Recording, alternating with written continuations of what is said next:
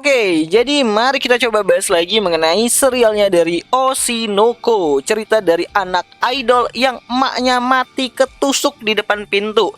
Dan langsung aja lah, mari kita coba bahas mengenai chapter ke-139 dari serialnya Oshinoko itu sendiri.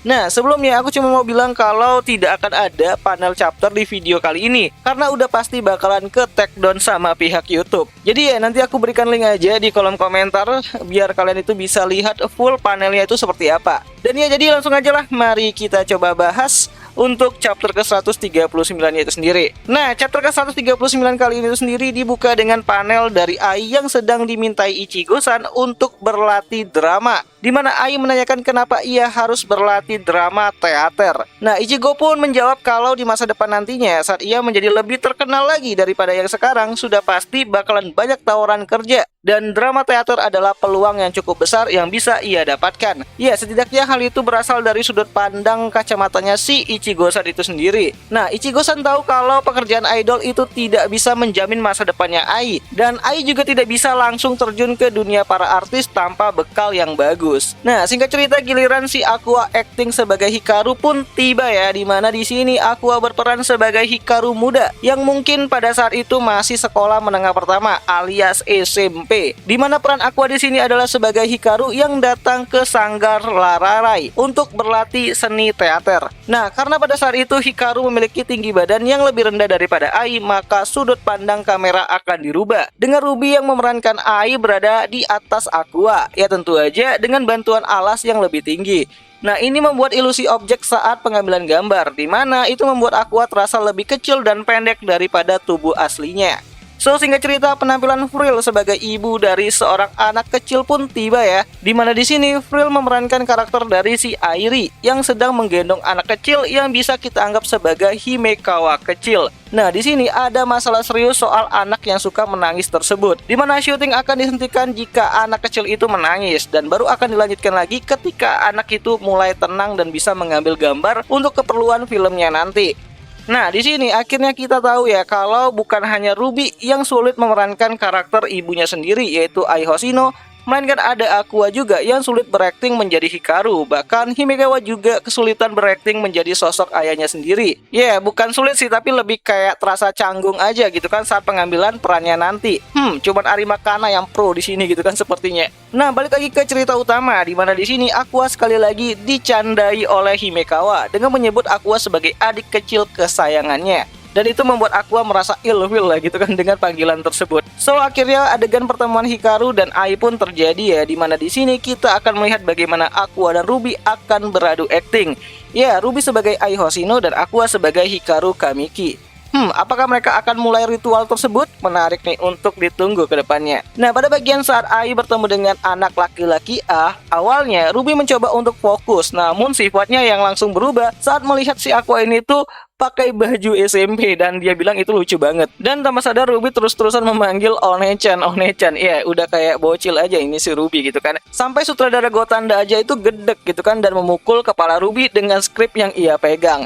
Nah, singkat cerita Gotanda minta Ruby untuk lebih fokus daripada yang sebelumnya. Dimana di sini Ruby juga berpikir kalau jika adegan pertemuan ini tuh tidak terjadi, maka mereka berdua tidak bakalan lahir. Namun dia juga berpikir kalau pertemuan itu tidak terjadi, ya, Ai tidak bakalan meninggal ataupun mati nantinya.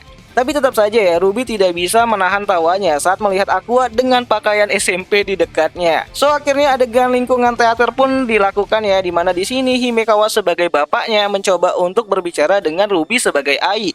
Dimana saat itu juga Frill sebagai Airi mencoba untuk memarahi suaminya yang sedang menggoda gadis kecil yang ada di sana. Ya, di sini tuh dalam sudut pandangnya si Airi, itu si bapaknya Himekawa yaitu Seijuro itu sedang menggodai si Ai. Ya, sedikit mengingatkan kalau bapaknya Himekawa ini sendiri adalah orang yang suka menggoda gadis sesama artis yang ada di luar lingkup pekerjaannya. Walaupun ya sebenarnya nggak sampai budak kecil juga gitu kan. Ya, intinya si Ai ini tuh cemburu lah gitu kan. Nah, di sini untuk pertama kalinya Ai bertemu dengan Himekawa family. Dan tentu saja saat di lingkungan teater Himekawa kecil juga ikut berada di sana. Meskipun saat itu ia masih dalam keadaan balita. Pantas aja jago gitu kan, belum bisa jalan aja udah belajar peran gitu. Oh ya, di sini si Seijuro bapaknya Himekawa itu banyak tanya-tanya ya sama orang yang berada di sana. karena emang pekerjaan bapaknya Himekawa ini tuh adalah seorang instruktur seni peran pada saat itu. Dimana saat itu ia menanyakan mengenai nama dan umur Ai. Dimana Ai sempat salah tangkap juga mengenai pertanyaan mengenai sekolahnya gitu kan. Tapi ya pertanyaan itu sendiri sebenarnya ditujukan kepada si Hikaru, bukan si Ai. Nah, disinilah pandangan pertama Hikaru dan Ai terjadi ya. Nah, di sini Seijuro meminta Hikaru untuk mengajari Ai dan beradu peran dengan Ai yang terlihat seumuran. Nah, di sini saat Seijuro ini tuh meminta pendapat Airi mengenai hal tersebut, Airi terdiam dan sedikit merasa cemburu melihat bagaimana Hikaru miliknya itu mulai didekatkan dengan seorang gadis cantik yang seumuran. Ya, di sini kejadian Hikaru dan Airi yang telah adu kelamin pun emang sudah terjadi cukup lama ya.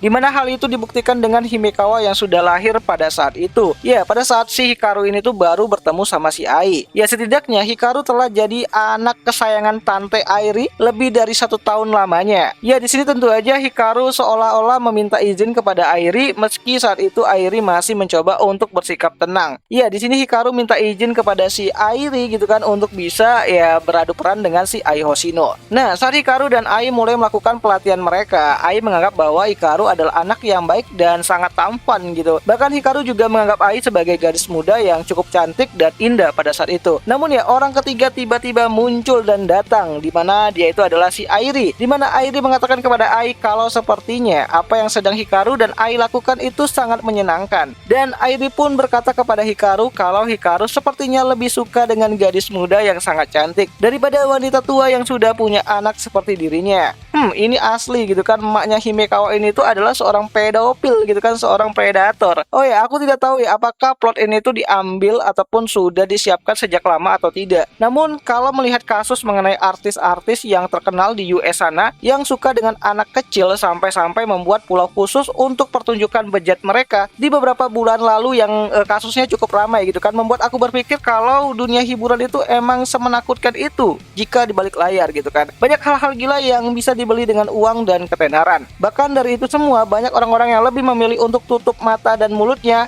ketimbang harus speak up kepada banyak orang. Nah, balik lagi ke cerita di mana di sini Airi menanyakan kepada si Hikaru apakah dia lebih suka gadis cantik seperti Ai, dan Hikaru pun lantas membantah pertanyaan tersebut, di mana Hikaru dengan gugup dan takutnya menjawab kalau Tante Airi lebih cantik daripada Ai Hoshino. Dan itu membuktikan kalau Hikaru kembali lagi terjebak oleh tipu daya predator yang pada saat itu juga terkenal sebagai selebritis papan atas. So, jadi itulah cerita dari masa lalu keluarganya Himekawa yang menceritakan mengenai Hikaru yang menjadi korban pelecehan dan juga pedofilia dari si Airi itu sendiri. Dan apakah sudut pandang kalian terhadap Hikaru bakalan berubah setelah mengetahui masa lalu dari si Bapak Cahyadi Sadewa ini? Coba deh kalian tulis pendapat kalian itu di kolom komentar. Atau teori yang dulu itu sempat mengatakan kalau Hikaru adalah korban dari kejahatnya dunia hiburan akan jadi kebenaran, dan siapa sih dalang dari pembunuhan Ai Hoshino ini tuh sebenarnya? Apakah selama ini tuh kita salah orang?